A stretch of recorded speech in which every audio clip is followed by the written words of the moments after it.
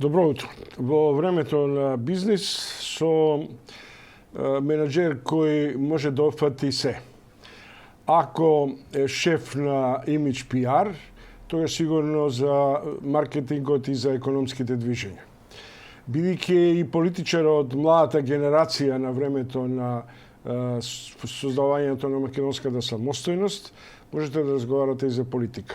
Во еден период на оден начин некој, некаде, па и самата не ги исклучи можностите да биде председателски конкурент на Пендаровски, но таа идеја беше замрзната. Се разбира, нам ке ни треба уште време жена да ја води држава. И ако беше политичар, Ангелка Пеева Лауренчич. Денеска прво би ја прашал како ги доживува светските движења и смената во Белата куќа. Колку да имаме замаец на политичкиот пиар на светската сцена. Мислам дека ова е некаква кулминација во сегментот на новиот тип на глобална војна, а тоа е војна на информации. И самиот циклус на победа на Трамп, доаѓање негово на власт, неговиот мандат и неговото заминување е еден куриозитет на светската сцена, многу интересен феномен кој што допрва мислам ќе се проучува и истражува и ќе направи големи дисторзии на глобалната политичка сцена. Иако можеби не сме свесни, сепак за некое време ќе можеме да се свртиме и да кажеме да, тоа беше моментот кога многу работи се променија. Таа приказна се уште не е завршена. Од нешто што инаку американците знаат да прават на оден начин спектакл, ние сега се доведовме во едно време на рационалност. Па така да и смената беше невообичаена, прилично драматична, а и инаугурацијата се одвиваше во едно невообичаено пост, би рекол, терористичко време, како што самите велат, тоа било внатрешен тероризам со нападот на конгресменот. Мислиш ли дека рационалноста на тој план ќе се наметне во светската политика, а тоа значи поинеку да резонираме, поинеку да настапуваме, поинека реторика да употребиме? Па мислам дека ако на некого не му беше јасно, сега е сосема јасно дека политиката е многу сериозна работа. Тоа не е само појавување во јавност, изрекување на некакви ставови и реченици, сепак тоа има големо влијание од големи размери, не само во земјата каде што се случува, туку и воопшто во регионот, па и глобално. Така што, затоа кажав преска, ништо веќе не е исто. Се случија некои работи кои што, да речеме, во поставената монотонија, условно кажано, во некакви политички текови ја поместија. Многу работи што сметавме дека се случуваат во помалку развиени демократии, сепак ги видовме и во можеби најголемата демократија како што сакаат да е наречето. За политиката само од еден друг аспект, ние се навикнавме, а и стана реторика на одреден начин, зашто одредени преговори се тајни. Сега ова го лоцирам во однос на релациите Скопје-Белград, од аспект на приопштувањето, од аспект на политичкиот пиар и така натаму. Сметате ли дека во вакви деликатни фази секој за се треба да биде упатен и миграната политика да ја сметаме како еден своевиден фудбалски надпревар, па прогнозираме? Јас мислам дека премногу ги мистифицираме работите кога зборуваме за политика. Ајде да ги симплифицираме. Дали дома родителите све им кажуваат на децата за нивните одлуки, што ќе прават, што треба да се купи, зашто ќе се одвојат средства, зашто нема да се одвојат средства. Значи, едноставно има информации кои треба да бидат задржани во еден потесен круг, па информации кои треба да бидат споделени и на крај информации кои што треба да се споделат со сите, така и со државата, така и во компаниите. Водењето на државата е менеджмент. Доколку се држите на вистинските менаџерски алатки и дисциплинирано работите на тоа, точно ќе знаете што и кога да направите и со кого ќе треба да ја споделите информацијата која ви е ставена на маса за одлучување. И како професија, и како бизнисмен, и како член на управниот одбор на Стопанската комора, како ја проценувате адаптивноста на македонските менаџери, на македонскиот бизнис менеджмент на овие околности? Флексибилно, статично, со логика секогаш да видаш што владата јас тоа го викам, од вимето на буџетската партиципација може да се преземе. Кога ќе кажеме македонскиот бизнис, веројатно првата помисла дека се тоа наши компании, македонски компании со домашен капитал. Немам точна информација, но верувајте, веројатно најголемиот приход во сегментот на бизнисот го прават интернационалните компании. И тие се тие што го диктираат темпото како ќе се реагира на пазарот, затоа што тие покрај државата се најголемите добавувачи на сервиси и услуги што ги даваат нашите домашни компании. Сосема јасно дека пандемијата направи шок, економски шок, и тоа имаше влијание и кај нас. Првата реакција на компаниите беше кревање рачна. Кревање рачна во три сегменти. Првиот сегмент, што ако ова долго трае? Колку ни е долга чергата? А голем број од компании во март месец не можеле да претпостават каква ќе биде чергата до крајот на годината. И се премина во една фаза на колективно штедење. Прво настрадаа дел од вработените и во првите месеци имавме голем број отпуштања, особено од малите и од малите бизниси. Таму каде што немаше отпуштање, имаше скратување на платите на вработените и кратење на сите несуштински дејности во самите компании. Значи, една општа паника на штедење. Мислам дека тоа полека се враќа назад и дека е сосема јасно дека не во моментов не е дека големите ги јадат малите, туку дека мобилните ќе ги изедат тромите. Овој период бара исклучителна флексибилност и исклучителна мобилност во менаџерските одлуци. Новиот тип на водење на бизнис кон консументот и потрошувачот е да бидете на дофат. Веќе дигиталните платформи се новиот пазар. Чекайте, за тоа малку подосна. Ангелка Пејева Лауренчич, бизнисмен, основач на Имидж PR и човек кој преку речиси 30 години ги следи економските и политичките процеси во Македонија. Од аспект на овој дел на штедливоста има неколку парадоксални информации. Првата е најновиот податок дека се зголемени депозитите во банките за 200 и кусур. Ама ако штедиш, треба да имаш. Ако обично штедат тие што имаат, ако се работи за бизнисмени и предприемачи, тоа значи дека сепак некој капитал е врзан и имобилизиран. Тоа значи дека прво да земеме од државата, а после ќе видиме што ќе правиме со собствените финансии. Тоа мислам дека не е случај само кај нас. Тоа е и во регионот така, и во Европа е така. Државното субвенционирање во вакви услови е очекувано. И бизнисот не е толку хуманистички настроен. Значи, бизнисот работи со бројки, маргина на профит, профитабилност и луѓето што се задолжени за менаџирање на компаниите ги гледаат само бројките и бараат начин како тие бројки да останат барем исти како минатата година, ако не и поголеми.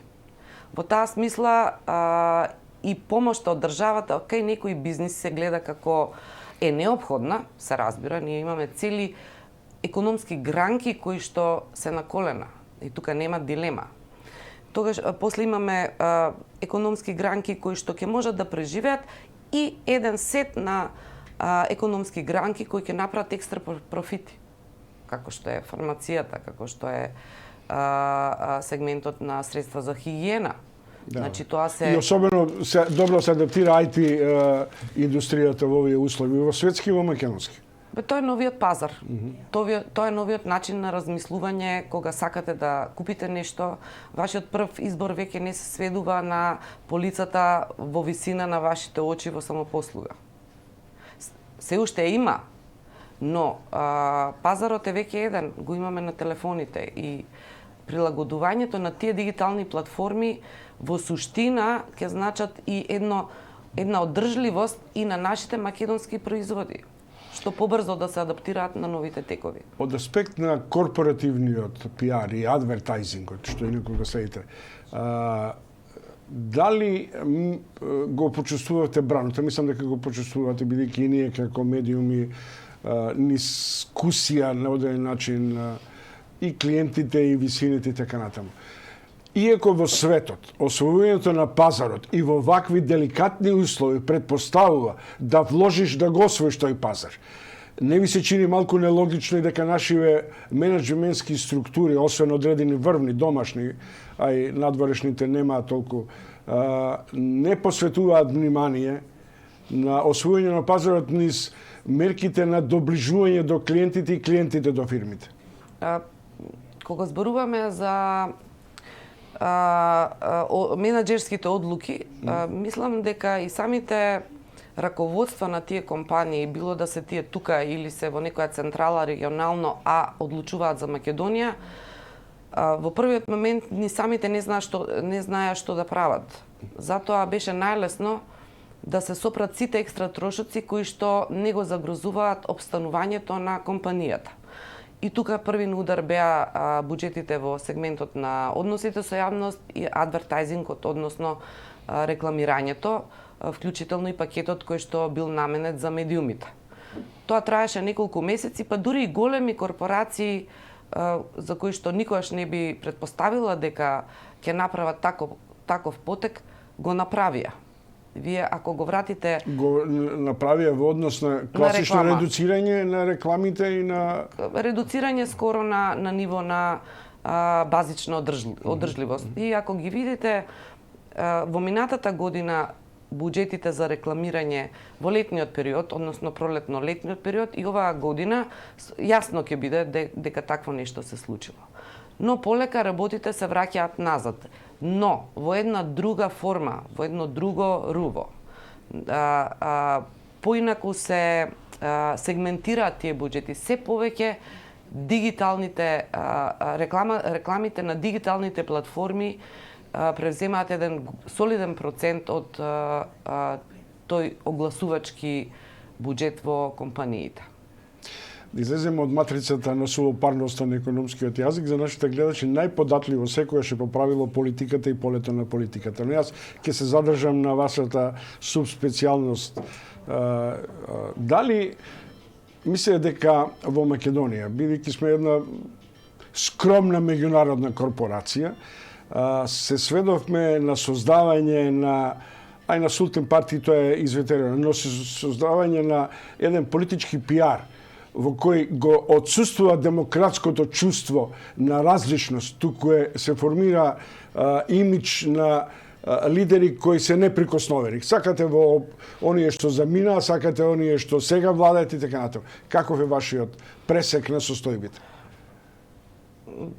Пиар е значи односи со јавност. Односи со јавност не значи едностранна комуникација. Доколку зборуваме за едностранна комуникација која што се базира на емоциите на масата, тогаш говориме за пропаганда. Значи вашето прашање повеќе ми наликуваше на овој вториот сегмент. Сметам дека малку и се претера во последните години во ова парче на комуникација, но самата пропаганда може да значи бумеранг и ние тоа го видовме на нашата политичка сцена. Вие кога испорачувате кон другата страна пораки кои што емотивно го полнат гласачкото тело на еден или друг начин, тоа гласачко тело очекува и резултат на тој начин на кој што вие сте ја воделе целата таа комуникација и сте ја полнеле нивната емоција. Една вистинска доза, мислам дека нема да биде на одмет и добро ќе им дојде и на политичарите да ги олабави малку таа присутност и трчање по, како да кажам, се поголема видливост пред граѓаните, а од друга страна мислам дека и граѓаните ќе почувствуваат дека ние како држава на разумен начин испорачуваме одлуки и решенија кон нив. Вака се малце збунети, зашеметени. Зашто на политичарите не им тежи зборот? имате впечаток дека постојано се дообјаснуваат, постојано се предмет и потреба има за медиумски конфронтации, наместо да се соочат во парламентот, наместо да имаат нормална диалошка форма. Арената на конкурентските пораки ја немаме ние во институциите кои што за тоа се наменети. Ја имаме во окупирањето на медиумскиот простор. И едноставно борбата е за што поголемо парче, односно што поголемо време во медиумскиот простор. Но тоа веќе не држи вода, едноставно премногу пораки. Публиката нема капацитет да ги прими сите тие пораки. Наспроти тоа, пак имаме и други случувања кои што се многу важни на нашата политичка сцена визави потребите и желбите на политичките лидери. Ангелка Пева Лауренчич, прочитав и сакам на оден начин коментар, став ваш, без комплекси, сите можеме да се надпреваруваме глобално. Кога мислите сите, значи Да. и Македонија, значи и овие кадрски ресурси овде кои создаваат. Ние испуштивме драгоценно време, пуштајќи ги децата кои што се вистински бисери, диаманти во своите области да ни заминат. Некои од нив сега во време на пандемија се вратија назад, затоа што многу земји ги затворија вратите и замолија странците да ја напуштат земјата. И сега ги имаме тука. Ние навистина имаме капацитет во човечкиот капитал. И наместо да се фокусираме на помош на компании кои што очигледно ќе пропаднат, може да помогнеме, но не по секоја цена да ги одржиме. Сметам дека треба да се фокусираме на допинг, односно фондови на луѓе кои што имаат капацитет глобално да се надпреваруваат. Ние имаме комплекс дека сме мала земја и дека помалку вредиме на глобалниот пазар. Не, напротив, новото време дава голема шанса на индивидуалецот да ја покаже својата спремност да се надпреварува глобално. Дали е тоа мала фирма, дали е тоа некаков тим, дали е поединец, не е важно. Имаме такви луѓе кај нас и треба да ги поддржиме. Тоа треба да биде по мене политиката во следниот период. Само така ќе победиме и економски и политички. Дали тоа значи реинтеграција на тие кадри во овие домашни услови? Дали тоа значи конекции постојано со така наречените креативни сили кои се надвор од државата? Како тоа да се направи? Бидејќи ја мислам дека во овој момент има најмалку 200-300 научници кои тргнале од Македонија, стигнале до престижни универзитетски центри кај што предаваат, до лаборатории каде што во Македонија нема евиденција. Дури во една прилика во Ману прашав: имате ли некаква статистичка таксативна листа на луѓе научници кои се ни светот, наши македонци? Треба да се мобилизира целиот потенцијал што го имаме на располагање. Еден од сегментите тоа што вие сега го спомнавте. Има наши луѓе етаблирани во светски рамки. Има наши луѓе кои што живеат во Македонија, а прават светски резултати. Да. Дали се тоа звездите наши? Не се. Кои се звездите на секојдневието? Изјава на некој политичар од трет ранг. И сега кога споредувате, дали ние испорачуваме вистинска вредност кон публиката? Имаме млади деца кои што победуваат на меѓународни надпревари во различни категории. Тие се хероите, тие можат да ни донесат една нова светлост. Тоа е нашата битка и кон соседите, и кон на патот кон ЕУ, кој што сакаме да кажеме, и кон нас. Нас ни треба малце повеќе одважност, дека имаме навистина национална вредност. Ја имаме. Тоа значи дека, како што вообичаено знаеме да кажеме, дека политичкиот провинционализам овладува во македонската средина и дека отсуствува смислата за внатрешна конкуренција на вредности наспроти значењето на собирањето на ефемерни личности и карактери.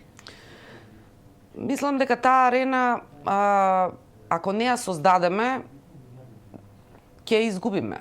Затоа што интелектуалниот потенцијал, зборувам за младата генерација, бара да се докажува некаде. Тоа е природна потреба на секој млад човек.